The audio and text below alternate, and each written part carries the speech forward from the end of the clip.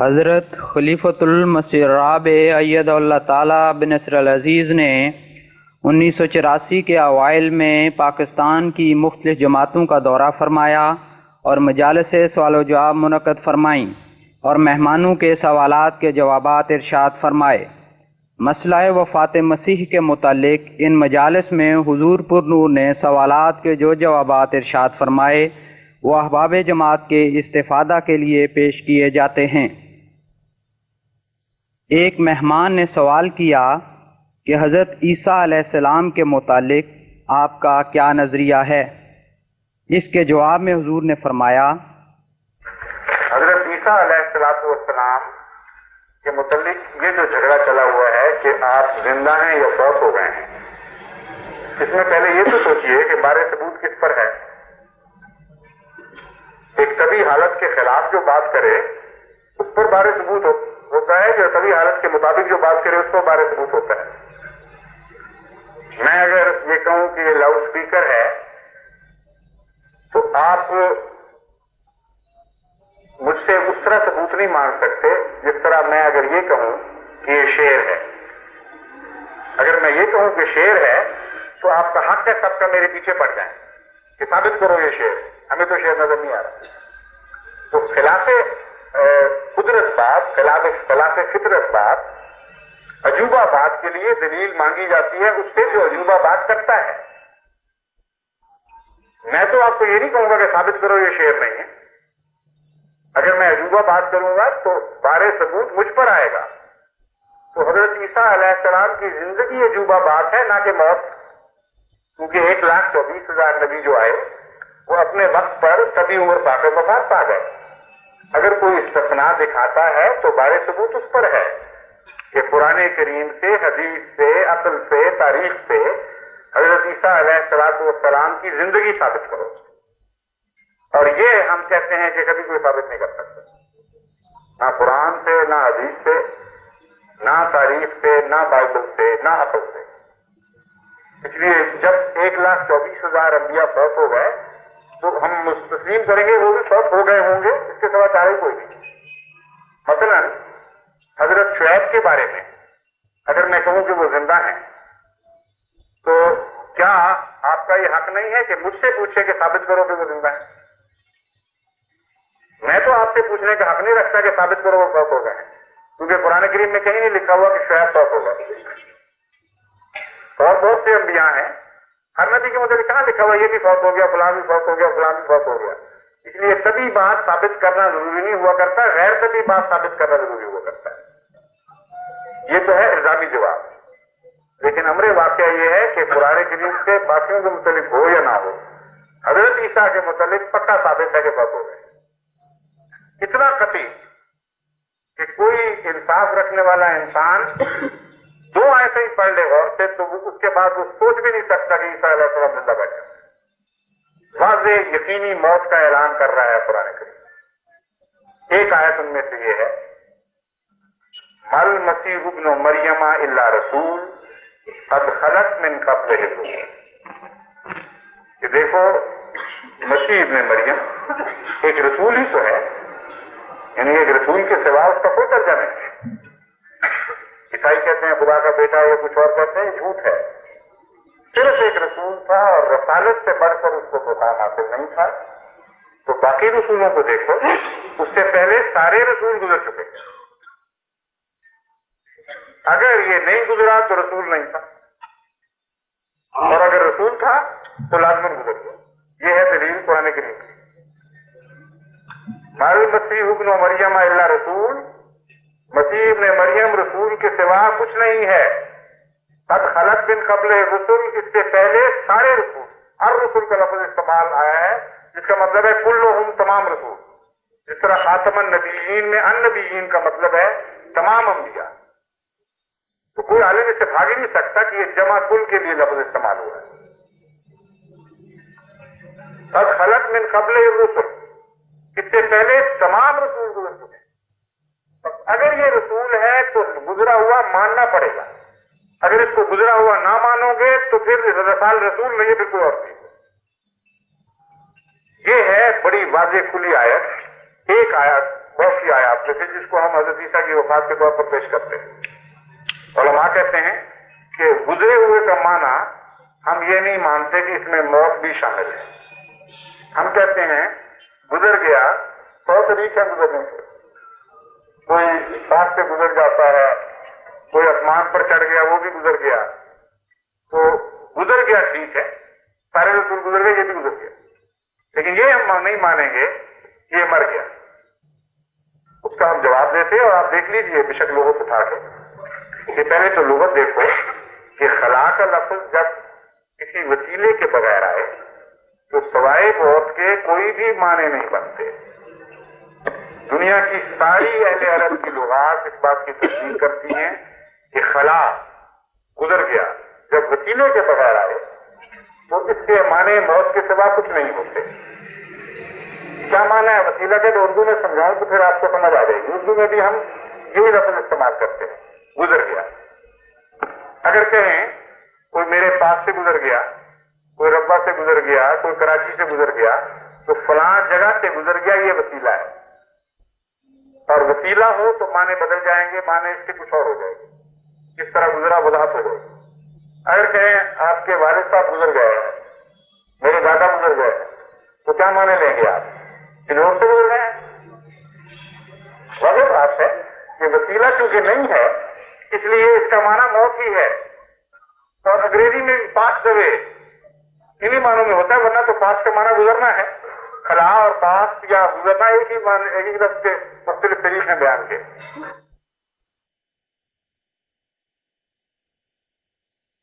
तो इस आयत ने कतई तौर पर साबित कर दिया कि गुज़श्ता अंबिया की तकदीर ही मसीह की तकदीर है, इसके सिवा कोई तकदीर नहीं। तीसरी दलील इसी आयत से मैं निकालता हूं। अगर यह आयत भी जारी है, आगे फरमाया उम्मुहु सिद्दीका, हजरत ईसा अलैहिस्सलाम की मां सिद्दीका थी। बात तो नबियों की हो रही थी, उनके गुजरने ना गुजरने का गुस्सा था। ये हजरत मरियम बीच में कहां से आ गई? रसूलों का जिक्र ही छोड़ दिया, सिर्फ मां का जिक्र किया, उम्मुहु सिद्दीका। लेकिन अगला इसी आयत का हिस्सा मजमून वाज़े कर देगा कि और कोई बात नहीं हो रही, तसलसल है मजमून। फरमाया काना याकुलान इस्लाम, मसीह और इसकी अम्मा दोनों किसी गुजरे हुए जमाना बईद में खाना खाया करते थे। काना का मतलब है वो दोनों किया करते थे, और मादी बईद का सीगा है, अहले अरब अरबी जानने वाले जानते हैं। तो फरमाया कि उम्मत उसकी मां सच्ची थी, सिद्दीका थी, और मां और बेटा दोनों किसी गुजरे हुए जमाने में खाना खाया करते थे। तो जहां मुर्दा रसूलों के साथ बांध दिया, वहां मरी हुई मां के साथ भी बांध दिया, एक ही ब्रैकेट में कर दिया, और इस तरह जोड़ दिया है कि इस आयत के जंगल से निकल ही कोई नहीं सकता। लाजिमन मसीह की वफात माननी पड़ेगी, क्योंकि सद खलक में रसूलों का जिक्र, फौज शुदगान का जिक्र किया और मसीह को उनके साथ इकट्ठा कर दिया। मां क्योंकि नबी नहीं थी इसलिए उससे बाहर थी, उसका अलग जिक्र किया। और नबी के बाद कौन होता है? सिद्दीक। तो फरमाया किसी तरह से भी देख लो, ये मसीह फौत हो चुके हैं, ये बच नहीं सकते। रसूलों में शुमार करो तो वो सब फौत हो गए, लिहाजा ये भी फौत हो गया।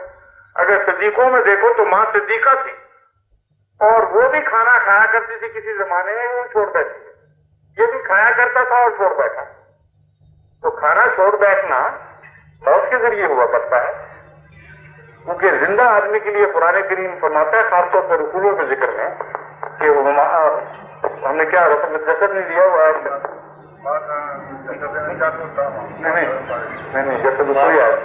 हाँ, वह ममा जानना हूं जसद, हाँ मां जानना हूं जसद लायात मुस्ताम, यही है ना।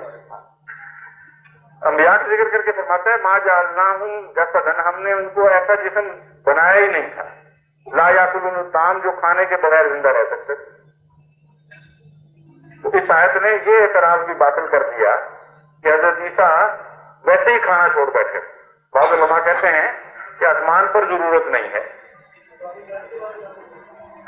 वो तो एक अलग मूव बता देता हूं असहाबे कहफ के बारे में भी जो किस्से उलमा के बयान करना है, कुरान करीम उनको तस्लीम नहीं करता। ये सारी कहानियां उलमा ने बाद में बनाई हुई हैं। असहाबे कहफ के मुतालिक किसी जगह कुरान करीम में ये नहीं लिखा कि वो खाने के बगैर जिंदा थे। अगर कोई लिखा हुआ दिखाए तो फिर उससे मैं ये पूछूंगा कि इस आयत से टकराता क्यों नहीं वो मजमून। एक तरफ अल्लाह ताला फरमाता है कि हमने जसद नहीं बनाया कोई जिसको जो खाने के बगैर जिंदा रह सकता हो। वो मैं बता दूंगा आपको, बड़ी मामूली बात है। आपके यहाँ जो असहाबे कहफ का तस्वुर है वो फर्जी और ख्याली है। वाकयात क्या है तारीखी, वो मैं आपको बताता हूँ। असहाबे कहफ वो लोग थे जो हजरत ईसा अलैहिस्सलाम के मानने वाले दुनिया के मजालिम से तंग आकर गारों में जेरे जमीन चले जाया करते थे। मुख्तलिफ वक्तों में जब मजालिम बड़े हैं तो वो गारों में जाकर बस जाया करते थे और बहुत सी ग़िज़ा के सामान और बहुत सी चीजें अपने साथ लेकर वहां दफीना रखा करते थे। और वो जो गारे हैं जिनको कैटाकोम्ब कहा जाता है, वो एक मालूम हकीकत है, कोई फर्जी किस्सा नहीं है। रोम के इर्द गिर्द मैंने खुद देखी हैं वो गारें, आप भी जाएं, आप जाके देख सकते हैं। और भी जगह कैटाकोम्ब मौजूद हैं। वो तो एक बड़ा वसीह सिलसिला है और मुनज़्ज़म सिलसिला है। जमीन के अंदर वो मेज़ेज़ की सूरत में सुरंगें खोदते थे, वहां उनके लिए ग़िज़ा वगैरह का, पानी का हर किस्म का स्टॉक मौजूद हुआ करता था। वक्तन फवक्तन वो बाहर निकला करते थे और फिर बाहर से जाकर ग़िज़ा लेकर फिर अंदर चले जाया करते थे, यहाँ तक कि अमन आ जाया करता था।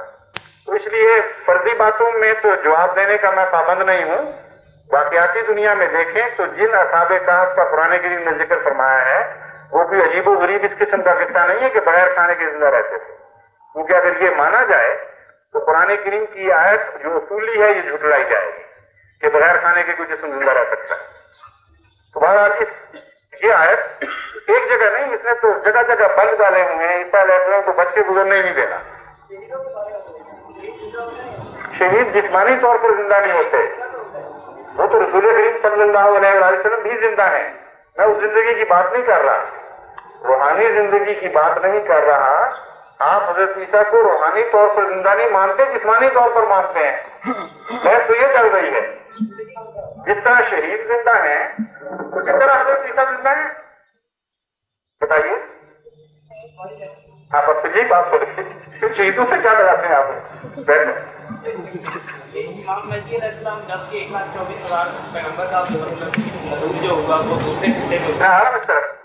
हाँ, ये आपने भेजा था सवाल, ये मेरी बुकिंग वाला हुआ सवाल भेजा था। एक सेकंड बारी बारी, इस तरह फिर वो बदनजमी हो जाएगी ना। एक एक सवाल एक एक जवाब। अव्वल तो ये सवाल मेरे पास लिखे हैं, मैं आ रहा हूँ। अच्छा, आप किस बात को छोड़ते हैं? दूसरी आयत सुनने के लिए आपको जरूरत नहीं रही, मालूम होता है ये दलील ही काफी है। वरना मैं एक और आयत भी पढ़ने लगा था मगर फिर लंबा मजमून हो जाएगा। चालू बहुत अच्छा। दूसरी आयत है मा मुहम्मदुन इल्ला रसूल कद खलत मिन क़ब्लिही रुसूल अफ़इन माता और कुतिला अन क़लबतुम अला अक़ाबिकुम। बिल्कुल वही करके बयान कि मोहम्मद मुस्तफा ये आवाज बंद हो गई है। बाहर की तरफ बोलो। मां मोहम्मद इल्ला रसूल, मोहम्मद मुस्तफा सल्लल्लाहु अलैहि वसल्लम भी एक रसूल ही तो है। यानी तमाम मरातिब के बावजूद रसालत की हद से बाहर नहीं होते। इस बात से साबित होता है कि खुदा के बाद रसालत है, क्योंकि खुदा और रसूल के दरमियान कोई चीज नहीं। रसूल के दरमियान आखिरी मुकाम पर पहुंचे हैं। तो ये आयत कहती है कि इतना बड़े मुकाम का इंसान यानी मोहम्मद मुस्तफा सल्लल्लाहु अलैहि वसल्लम जो हर मखलूक से बढ़ गया, ये भी रसालत से बाला नहीं, क्योंकि रसालत से बाला का शिर्क शुरू हो। कद खलत मिन क़ब्लिही रुसूल, आपसे पहले भी सारे रसूल गुजरे। अब बताइए ईसा कहाँ गए? पहले थे कि नहीं? किस तरह साफ कर देती है बोर्ड को यह आयत एक स्वीप के साथ। इससे पहले कुल्लो उन सारे रसूल गुजर चुके हैं और अब फिर कोई झगड़ा उठाए गुजरने के तर्जमे पर, तो ये आज नहीं आगे की पेश जाने देगी। क्योंकि कुरान कलामे इलाही को आप मानते हैं कि सतियो बलीग है, जिसके माने ये होते हैं कि रखने से बात है اگر کوئی اعتراض کرنے کی کوشش کرے گا تو پیش نہیں جانے دے، عاجز کر دے، اس کو موجزہ کہتے ہیں۔ اب دیکھیے اس کا ترجمہ آیت نے خود کر دیا فلاں کا، فرمایا افإن مات اور قتل انقلبتم علی اعقابکم، اگر محمد مصطفیٰ بھی باقی رسولوں کی طرح قتل ہو جائیں یا فوت ہو جائیں تو کیا تمہیں حق ہے کہ تم مرتد ہو جاؤ؟ اگر خلا کے ترجمے میں قتل اور موت کے سوا کوئی تیسرا معنی داخل تھا تو قرآن کریم بھول کیوں گیا یہاں؟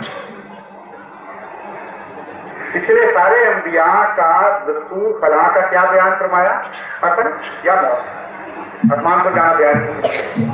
اگر آسمان پر کوئی رسول گیا ہوتا تو یہ بھی کہنا چاہیے گا، اور اسی لیے جب صحابہ کو یہ وہم ہوا کہ رسول کے بعد صحابہ کو کہ حضور اکرم فوت نہیں ہوئے بلکہ کہیں چلے گئے، جس طرح موسیٰ خدا سے ملنے گئے اور واپس آ جائے، اس وقت حضرت ابوبکر صدیق نے یہی آیت پڑھی،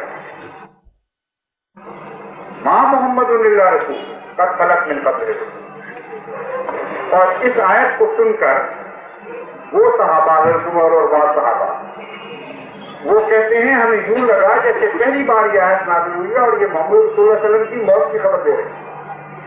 بس یہ محاورہ موت کے لیے اہل عرب استعمال کرتے تھے، صحابہ نے تصدیق کر دی کہ اگر حضور اکرم کے اوپر یہ آیت آئی ہے ماں محمد اللہ رسول قد خلت تو موت کا اعلان کر دیں، اور مسیح پر آئے تو وہ موت کا اعلان نہیں کرتے۔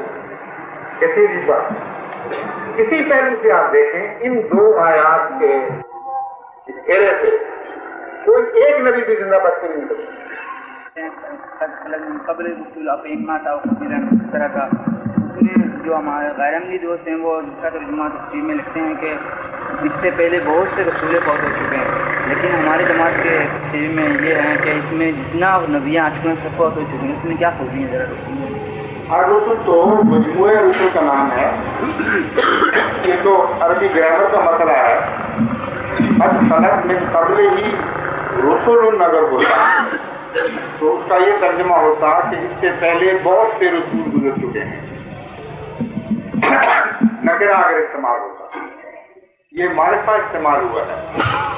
قد خلت من قبل ہی رسل، اس میں الف لام استغراق کا بھی ہے اور بھی کئی معنی ہیں الف لام کے، جس کے معنی یہ ہے کہ اس جنس کے تمام افراد اس میں شامل ہیں۔ اس لیے وہ ترجمہ عربی گرامر کے خلاف ہے جو بعض مولوی کر رہے ہیں آپ کے علم کے مطابق۔ جہاں تک میرا واسطہ پڑا ہے علماء سے، مجھے تو آج تک ایک بھی غیر عملی عالم ایسا نہیں ملا جس نے اس بات کا انکار کیا ہو کہ رسول سے سارے رسول مراد ہیں۔ سب مانتے ہیں، ان میں سے اہل علم، آخر ان کو قرآن کریم کا ظاہری علم تو ہے ہی، عربی گرامر سے بھی بڑے بڑے واقف ہیں، بڑے بڑے اچھے عربی دان ان میں موجود ہیں، وہ یہ کیسے کہہ سکتے ہیں جہالت کی بات؟ اس سے مراد یہ ہے کہ بعض رسول مر گیا اور بعض نہیں۔ جو وہ بہانہ ڈھونڈتے ہیں وہ اور ہے، وہ خلا کے ترجمے میں آ کر بحث کرتے ہیں کہ خلا سے مراد موت نہیں ہے بلکہ کچھ اور۔ اس لیے جن صاحب نے آپ سے یہ بات کی ہے ان کو کہیں اپنے علماء سے مل کر دوبارہ پوچھیں، نہیں۔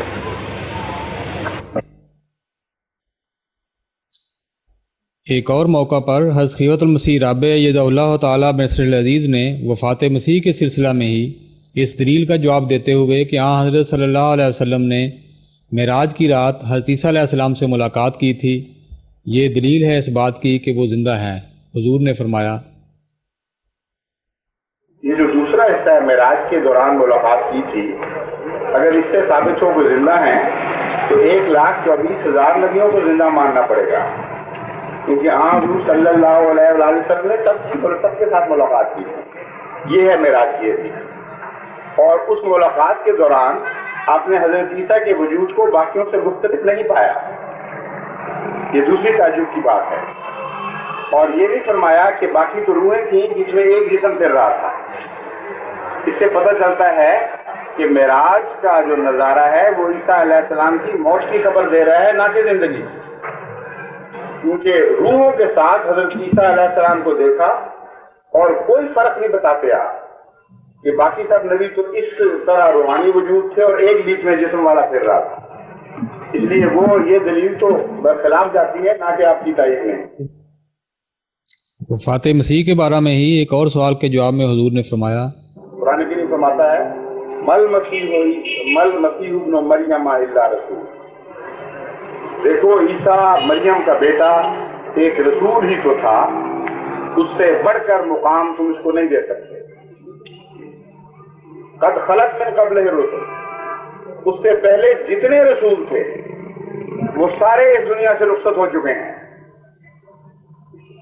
बस जिस तरह वो रसूल रुखसत हुए, अगर ये उस तरह रुखसत ना हो तो रसूलों से अलग हो गया।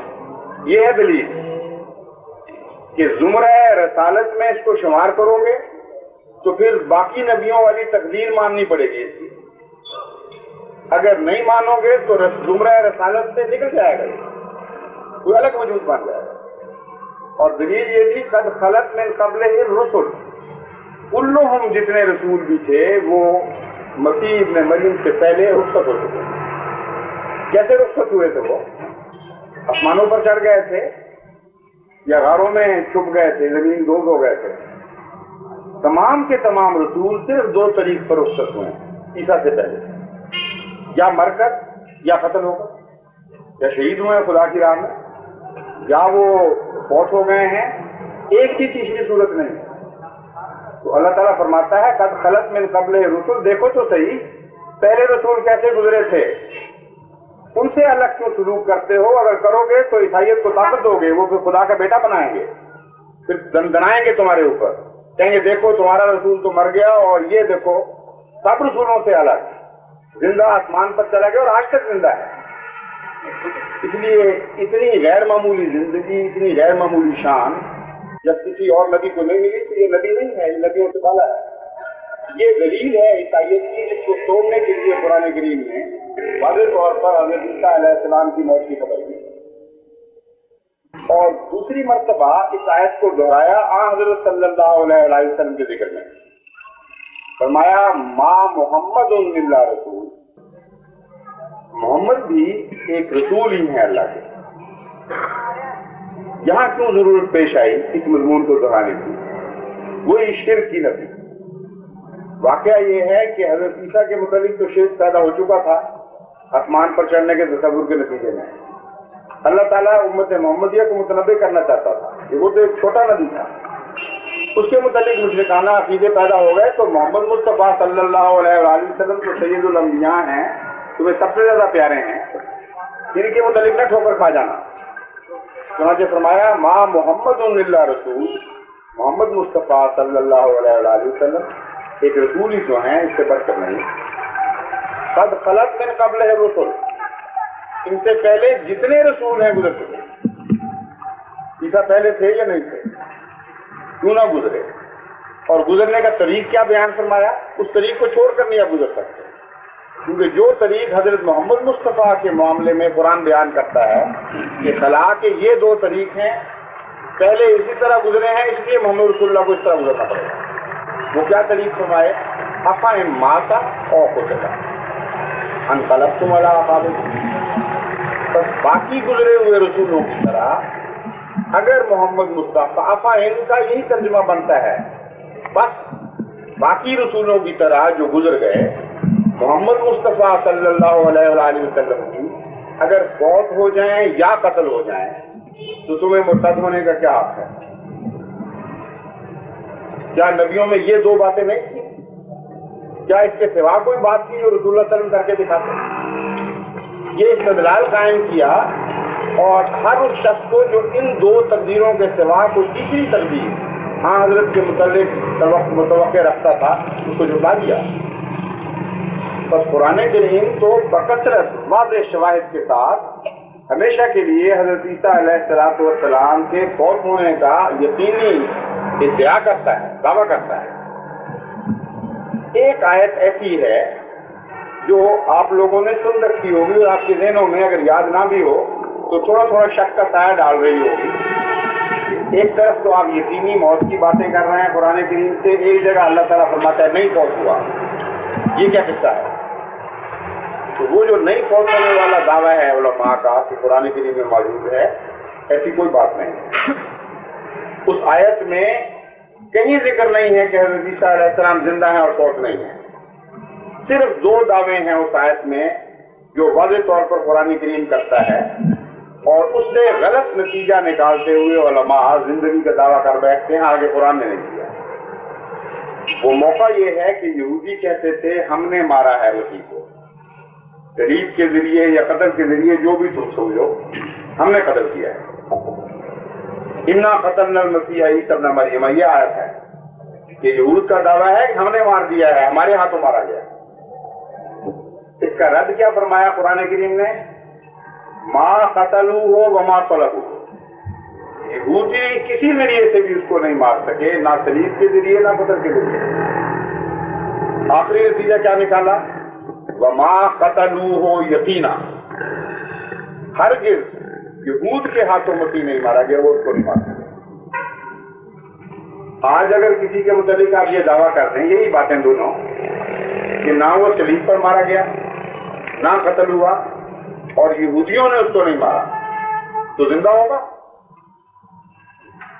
پاکستان میں بسنے والے کروڑوں مسلمان ایسے ہیں جن کی آباء و اجداد کی نسلوں میں جہاں تک بھی آپ پہنچ جائیں، ایک شخص بھی ایسا نہیں ملے گا جس کو یہود نے مارا ہو، یا یہودی مارتے رہے سب کو۔ یہود نے نہ قتل کیا اس کو، نہ اس کو صلیب دی ہو۔ تو یہ دعویٰ جو عیسیٰ علیہ السلام کے متعلق قرآن کریم کر رہے ہیں، ہم سب یہ اپنے آباء و اجداد کے متعلق کر سکتے ہیں کہ نہیں کر سکتے؟ کہ خدا کی قسم، نہ وہ صلیب پر مارے گئے نہ وہ قتل ہوئے، اور یہود ہرگز ان کو قتل نہیں کر سکتے، تو سب کو زندہ مانیں گے؟ عجیب بات ہے کہ بالکل یہی شخص ہیں کروڑوں انسانوں کے متعلق موجود ہیں اور ان کو زندہ نہیں مانتے۔ تو قرآن کریم کی اس آیت سے یہ نتیجہ نکالنا کہ زندہ بیٹھے ہیں، اس انتہائی لغو بات ہے۔ یہ تو موت کے چند رستے ہیں، موت کے تو لاکھوں کروڑوں رستے ہیں خدا کے ہاتھ میں۔ اس ذریعے سے نہ مرے، اس ذریعے سے مر جاتا ہے، ہارٹ فیل کے ذریعے بھی لوگ مر جاتے ہیں۔ تو یہ کہنا کہ چونکہ قتل کے ذریعے نہیں مرا اس لیے مرا ہی نہیں، جب تک خدا یہ نہ کہتا ولیکن وہ حی، بل یقین، لیکن وہ زندہ ہے، جب تک یہ لفظ نہ قرآن کریم میں آتے مسیح کی زندگی کا کوئی ثبوت بھی نہیں ملتا۔ لیکن کے بعد کہتا ہے شبہ علم، یہ نہیں کہتا کہ زندہ ہے، فرماتا ہے معاملہ مشتبہ ہو گیا ان پر، شبہ میں مبتلا کیے گئے۔ یعنی شبہ قتل تو کہہ سکتے ہو، قتل کا دعویٰ ہوتا ہے، اور شبہ کا یہ معنی یہ آیت خود کھول رہی ہے۔ جیسے قرآن کریم میں اللہ تعالیٰ یہ کہہ کر لیکن شبہ علم فرماتا ہے وَإِنَّ الَّذِي اخْتَلَفُوا فِيهِ لَفِي شَكٍّ مِّنْهُ، شبہ سے کیا مراد ہے؟ شک۔ جو لوگ دعوے کر رہے ہیں اور بحثیں کر رہے ہیں ان کو علم ہی نہیں کہ مسیح کے ساتھ کیا گزری، ان کو شک ہے کہ انہوں نے قتل کیا، یعنی قتل کی کوشش کی تھی تو شک پڑا نا، اگر کوشش ہی نہیں ہوئی تھی تو شک کس طرح پڑ گیا ان کو قتل کا؟ بعض لوگ کہتے ہیں کہ ان کو زندہ اٹھا کے خدا آسمان پر لے گیا تھا اور انہوں نے قتل کی کوشش ہی نہیں کی۔ اگر کوشش ہی نہ کی ہوتی تو قرآن کریم یہ کیوں فرماتا ہے کہ ان کو شک ہے کہ ہم نے قتل کر دیا؟ پھر فرماتا ہے کہ وَمَا لَهُم بِهِ مِنْ عِلْمٍ إِلَّا اتِّبَاعَ الظَّنِّ، علمی بات نہیں کر رہے، ان کو گمان ہے کہ انہوں نے قتل کر دیا۔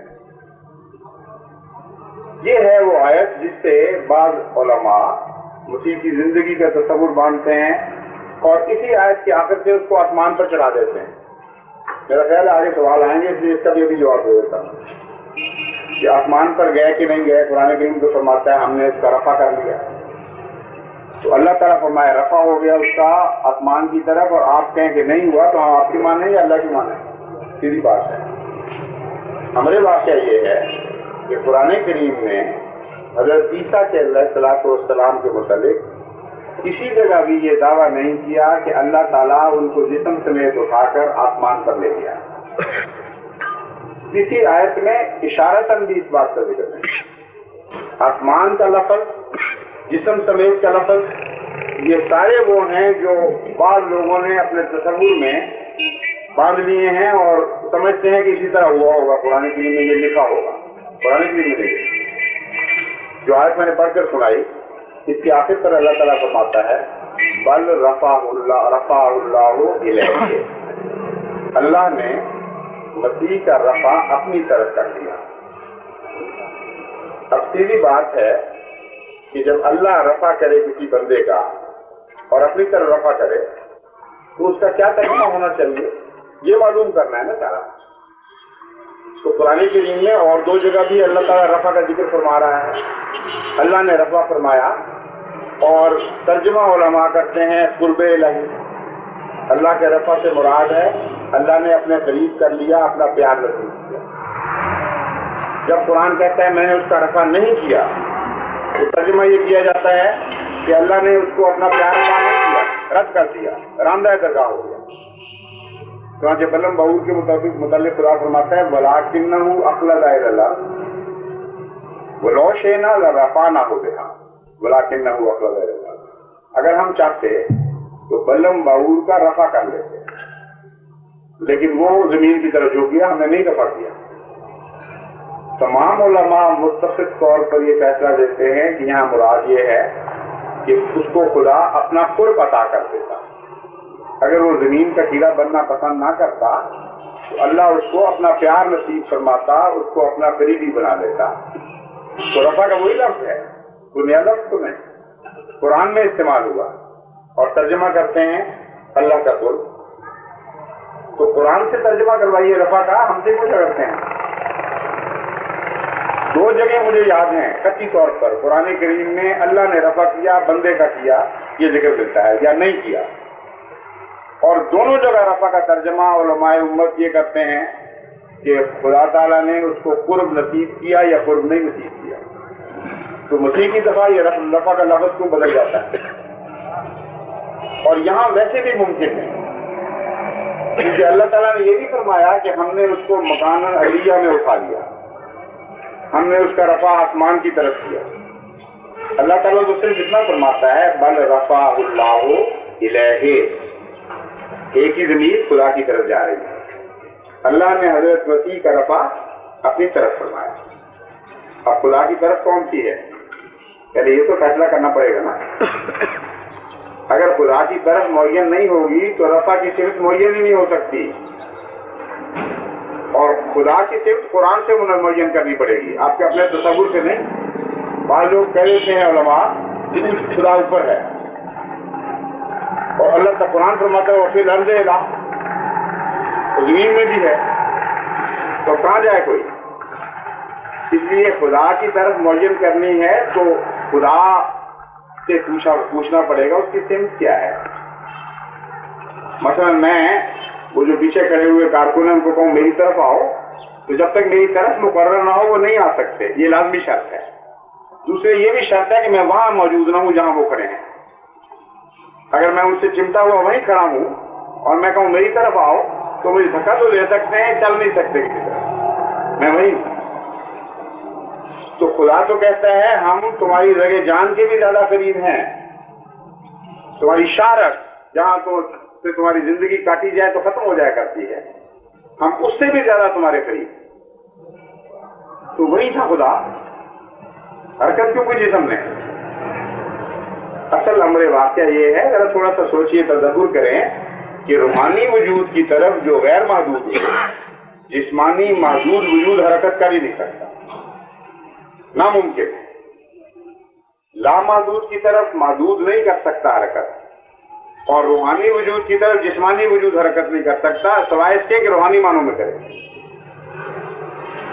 قرآن کریم جب فرماتا ہے فروا الی اللہ, اللہ کی طرف دوڑو, تو کیا گمان کرتے ہیں علماء کہ اللہ کی کون سی طرف ہے جس طرف ہمیں دوڑنے کا حکم دیا گیا ہے؟ کیوں نہیں دوڑ پڑتے کسی طرف؟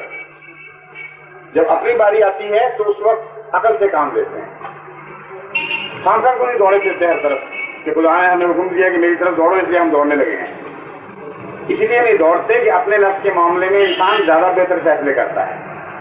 پتا ہے کہ یہ خلاف عقل بات ہے, اللہ روح روحانی وجود ہے, ہم جسمانی ہیں, وہ غیر موجود ہے, ہم موجود ہیں, ہم دوڑ ہی نہیں سکتے اس کی طرف. اس لیے دل دوڑے گا اس کی طرف, روح دوڑے گی, ہماری عادات دوڑے گی, ہماری زندگیاں جھڑیں گی اور نیکیاں اختیار کریں گے, تو مطلب ہے خدا کی طرف دوڑنا ہے. اور ہجرت اللہ کا یہی ترجمہ حضرت محمد مصطفیٰ صلی اللہ علیہ وسلم نے خود فرمایا. بخاری کی پہلی حدیث اٹھا کے دیکھیے, اللہ کی طرف ہجرت کرنے کی کیا تشریح فرمائی ہے حضرت صلی اللہ علیہ وسلم؟ یہ تو نہیں فرمایا کہ اس طرف دوڑ پڑو. فرمایا ہجرت اللہ کا مطلب یہ ہے کہ اپنے وجود خدا کی نیت کے ساتھ بدیوں کو چھوڑو اور نیکیاں اختیار کرو. جو کام کرو اللہ کی خاطر کرو، اس کا نام ہے ہجرت اللہ. تو ہر دوسری جگہ ترجمہ جب آپ کرتے ہیں درست کرتے ہیں اور مسیح کی طرف آ کے غلط ترجمہ پہنچنے کی کوشش کرتے ہیں جو پہنچا ہی نہیں جا سکتا عقل کے خلاف آپ. اس لیے رفع اللہ کا ترجمہ قرآنی محاورے میں کیجیے، اپنے نفس میں ڈوب کر دیکھیں تو صحیح کہ خدا کی طرف کیسے جایا جاتا ہے. روحانی طور پر جاتے ہیں، جسمانی طور پر نہیں جایا جاتا. قرآنی الفاظ بر رفع اللہ علیہ کی مزید تشریح کرتے ہوئے حضور نے فرمایا، کہنے کی بجائے بڑی صداقت سے کام لیا ہے، اشارے کا لفظ استعمال کیا ہے. ایک مبہم سا اشارہ ہی ہے، اس سے زیادہ اس کی کوئی حقیقت نہیں. اور اگر غور کریں تو وہ اشارہ بھی تھوڑی دیر کے جائزے سے غائب ہو جاتا ہے، کچھ اور منظر ابھرتا ہے. ان کی مراد سائل کی مراد ہے اس آیت سے جس میں اللہ تعالیٰ فرماتا ہے وما قتلوہ یقینا وما قتلوہ یقینا بل رفعہ اللہ الیہ. کہ یہودی جو دعویٰ کرتے ہیں کہ ہم مسیح ابن مریم کو قتل کرنے میں کامیاب ہو گئے تھے، جھوٹ بولتے ہیں. ما قتلوہ یقینا، وہ ہرگز حضرت مسیح کو قتل کرنے میں کامیاب نہیں ہو سکے. بل رفعہ اللہ الیہ، بلکہ اللہ نے مسیح کا اپنی طرف رفع فرما لیا. اس لفظ رفع سے انہوں نے فرمایا ہے کہ اشارہ ملتا ہے کہ حضرت مسیح کو جسم سمیت آسمان پر اٹھا لیا گیا. اول تو یہ کہنا غلط ہے کہ جسم سمیت کا کہیں ذکر ہے اور آسمان کا کہیں ذکر ہے. اللہ تعالیٰ نے اپنی طرف مسیح کا رفع فرما لیا، صرف یہ اعلان ہے. اس لیے یہ سمجھنے کے لیے کہ اپنی طرف رفع کیا ہوتا ہے، قرآن کریم سے لفظ رفع کو غور ہونا چاہیے. جہاں جہاں قرآن کریم میں اللہ نے کسی بندے کا رفع کیا ہو، اس کا ذکر ملتا ہو، اس مثال کو دیکھ لیں، فوراً رفع کا مطلب سمجھ آ جائے گا. ایک تو رفع کا ذکر ملتا ہے اور رفعناہ مکانا علیہ، حضرت ادریس کے ذکر میں. اور حضرت ادریس کے ذکر میں مفسرین اسی آیت کا یہ ترجمہ کرتے ہیں کہ ہم نے ان کو بہت بلند مرتبہ عطا کیا، ان کو قرب عطا فرمایا. یعنی رفعنا و مکان علیہ کا مطلب یہ ہے اللہ تعالیٰ نے اس کا مرتبہ بلند کیا، نہ کہ جسم بلند کیا. اگر ان کو بھی آسمان پر مانا جائے تو پھر مشکل یہ پڑے گی کہ ایک نہیں دو کے اترنے کا جھگڑا چل پڑے گا، ورنہ وہ گئے کہاں واپس کیوں نہیں آتے. اس لیے یہ بالکل لغو بات ہے کہ رفع کا ترجمہ جسم سمیت اٹھانا ہے. دوسری جگہ قرآن کریم پھر یہی لفظ اللہ کی نسبت سے استعمال فرماتا ہے اور اللہ تعالیٰ اپنی طرف ضمیر کر کے ایک بندے کے رفع کا ذکر فرماتا ہے. فرماتا ہے وَلَوْ شِئْنَا لَرَفَعْنَاهُ بِهَا وَلَكِنَّهُ أَخْلَدَ إِلَى الْأَرْضِ. ایک بدبخت انسان جس کو علماء تاریخ سے بلم باول بتاتے ہیں، یہ اس کا ذکر ہے اور مشہور آدمی ہے جو کسی زمانے میں ولی اللہ ہوتا تھا اور اللہ تعالیٰ اس کو بلند مرتبے عطا کر سکتا تھا، اس کے اندر صفات موجود تھی. اس کا ذکر کرتے ہوئے خدا تعالیٰ فرماتا ہے وَلَوْ شِئْنَا لَرَفَعْنَاهُ بِهَا. اس کی صفات کے نتیجے میں اگر ہم چاہتے تو اس کا رفع فرما لیتے، وَلَكِنَّهُ أَخْلَدَ إِلَى الْأَرْضِ، لیکن وہ بدقسمت زمین کی طرف جھک گیا اور اس رفع سے انکار کر دیا. تو لو شینا کہ یہ پتہ چلا کہ اللہ تعالیٰ چاہتا تب ہے اگر بندہ بھی چاہے. یعنی رفعت دینا اور نیکی عطا کرنا محض اللہ کے چاہنے سے نہیں ہوتی. اللہ تعالیٰ نے یہ قانون بنا رکھا ہے کہ اگر بندہ بھی چاہے گا تو وہ رفعتیں عطا فرمائے گا، بندہ نہیں چاہے گا تو نہیں دے گا. دونوں کی مرضی ضروری ہے. اس آیت میں بھی خدا تعالیٰ فرماتا ہے ہم اس کا رفع فرما لیتے ہیں، لفظ رفع ہی ہے اور اللہ کی طرف دلیل گئی اور متفق کرنا ہے، تمام علماء اس کا ترجمہ کرتے ہیں اگر اللہ تعالیٰ چاہتا تو اس بندے کو قرب عطا فرماتا، اس کے درجات بلند کر، لیکن اس بدبخت نے زمین کا کیڑا بننا پسند کر لیا اور زمینی چیزوں کو اپنے لیے چن لیا۔ اگر ظاہری نقشہ دیکھا جائے تو یہاں زیادہ ترین ہے یہ بات کہ ظاہری رفع بڑھا، کیونکہ اللہ تعالیٰ فرماتا ہے وَلَوْ شِئْنَا لَرَفَعْنَاهُ بِهَا وَلَٰكِنَّهُ أَخْلَدَ إِلَى الْأَرْضِ۔ زمین میں گھسنے کی کوشش اور آسمان پر اٹھایا جانا یہ دونوں ایک دوسرے کی متضاد چیزیں ہیں، اس لیے اگر زمین میں گھسنے کے مقابلے پر رفع کا لفظ استعمال کیا جائے تو جسم سمیت اٹھانا زیادہ قرینے کے ہے، لیکن علماء یہاں ترجمہ نہیں کرتے۔ قرآن کے بعد ہمارے لیے حضرت صلی اللہ علیہ وسلم کے اقوال ہیں۔ حضور صلی اللہ علیہ وسلم نے 2 مرتبہ انسان اور خدا کے تعلق میں لفظ رفع استعمال فرمایا اور دونوں جگہ مسلم ہے تمام علماء کو کہ ترجمہ قرب الہی ہے، نہ کہ جسم سمیت اٹھانا۔ ایک موقع پر فرمایا کہ خدا کا وہ بندہ جو جسم اختیار کرتا ہے، رفع اللہ الی السماء السابعہ، اللہ اس کو 7ویں آسمان پر اٹھا لیتا ہے اس سلسلہ سے زنجیر کے ذریعے۔ اب بتائیے 7ویں آسمان کا بھی ذکر اور زنجیر بھی اتر رہی ہے جسم کو لپیٹنے کے لیے، صاف پتہ چلتا ہے کہ کوئی مادی رفع کا ذکر ہے، وہ زنجیر اترے گی اور جسم کو باندھ بوندھ کے اٹھا کے 7ویں آسمان پہ لے جائے گی۔ اس سے زیادہ قرینہ اور کوئی نہیں ہو سکتا جسمانی رفع کا ترجمہ کرنے کا، لیکن تمام علماء بالاتفاق جو اس کا ترجمہ کرتے ہیں وہ یہ کرتے ہیں کہ اللہ اگر چاہتا تو اس کے درجے بلند فرما لیتا اور 7ویں آسمان تک رفعتیں عطا فرماتا، یعنی روحانی رفعت۔ ایک عالم بھی دنیا میں ایسا نہیں پیدا ہوا جو اس کا ترجمہ یہ کرے کہ خدا تعالیٰ اپنے منکسر مزاج بندوں کو لپیٹ لپاٹ کے زنجیر میں آسمان پر لے جاتا ہے، نہ کبھی کوئی اس طرح لپیٹا ہوا گیا ہے، نہ کوئی عقل والا اس قسم کا ترجمہ کرتا ہے۔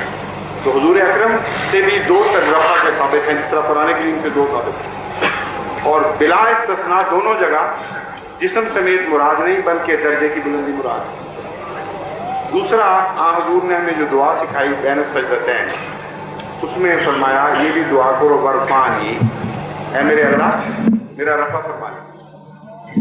اب بتائیے اللہ رفع فرما رہا ہے بندے کا، اور کبھی 2 سجدوں کے درمیان کوئی غائب ہوتا ہوا آدمی دیکھا ہے؟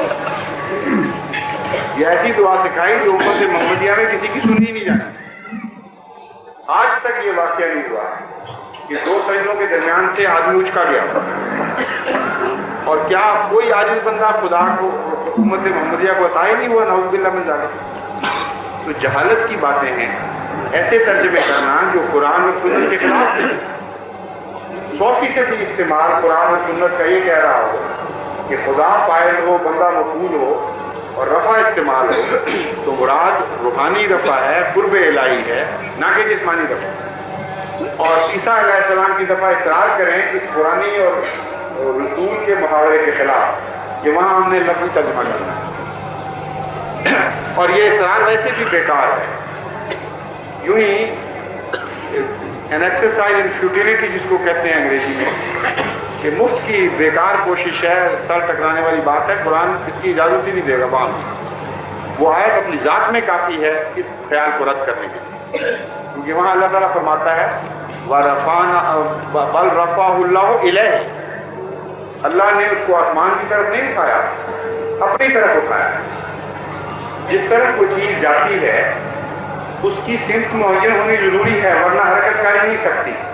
میں بارہا یہ سمجھا چکا ہوں کہ میں اپنی طرف بلاؤں کسی کو کہ آپ میری طرف ذرا تشریف لائیے، فاروق عالم، کیا نام ہے فاروقی صاحب آپ کا، کیا نام ہے؟ عالم فاروقی، خلیق عالم فاروقی۔ آپ کو میں آواز دوں کہ آپ میری طرف آ جائیے، آواز ذرا وہ آپ مجھے سنتے ہیں اور سمجھ نہ آئے میری طرف کیا ہے تو آپ نہیں نہ جائیں گے کسی طرف، آپ کو سمجھ نہ آئے کہ آواز کدھر سے آ رہی ہے، کان خراب ہوں تو آپ کدھر جائیں گے؟ کم بہنا چاہیے تھا، فرضی بنا لیتے ہیں کام۔ میں کسی آدمی سے کہوں آواز دے کر کہ جناب میری طرف تشریف لے آئیے، اور اس کے کانوں میں نفس ہو، اس کو پتہ نہ لگے کہ آواز کدھر سے آ رہی ہے، تو کہاں جائے گا؟ وہیں بیٹھا رہے گا، کیونکہ سمت ضروری ہے۔ اور جب کسی طرف حرکت کرے گا تو تب حرکت کرے گا اگر وہاں وہ شخص نہ ہو جہاں وہ بیٹھا ہوا ہے۔ اگر وہیں موجود ہوگا تو حرکت کر ہی نہیں سکتا۔ ماں کے ساتھ بچہ ملتا ہو اور ماں کہ میرے لال میری طرف آؤ، تو کہاں جائے گا؟ نہیں جائے گا۔ تو یہ شرط ہے لازمی کہ اگر بلانے والا اس وجود سے ہٹا ہوا ہو، اس وجود سے دور ہو، تب جسمانی حرکت ممکن ہے۔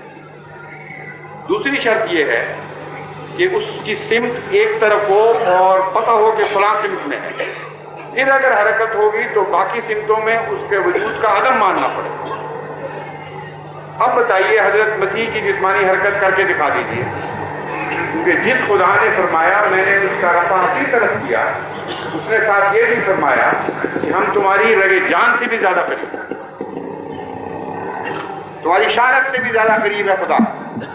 تو وہ خدا جو بول رہا تھا کہ میں نے رفع کیا اپنی طرف، وہ مسیح کی رگے جان کے اندر بیٹھا ہوا یہ بول رہا تھا، وہاں موجود ہے۔ تو حرکت کس طرح کی ہے؟ کوئی نہیں سکتی حرکت۔ جسمانی وجود کی روحانی وجود کی طرف حرکت ممکن ہے، محدود وجود کی لامحدود کی طرف حرکت ممکن ہے۔ وہ جس میں سمت معین نہ ہو اس کی طرف حرکت ممکن ہے، جو وہاں بھی موجود ہو جہاں سے حرکت کرنی مقصود ہو اس کی طرف حرکت ممکن نہیں ہے۔ کہ لغو بات ہے کہ میں میرے ساتھ کوئی چیز چمٹی ہو اور میں اس کو بلاؤں اور وہ حرکت کر جائے وہاں۔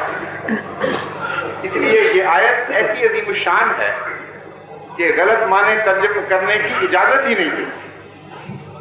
اس لیے اشارتاً بھی یہ کہنا چاہیے کہ حضرت مسیح کا آسمان پر جانے کا کوئی ذکر نہیں ملتا،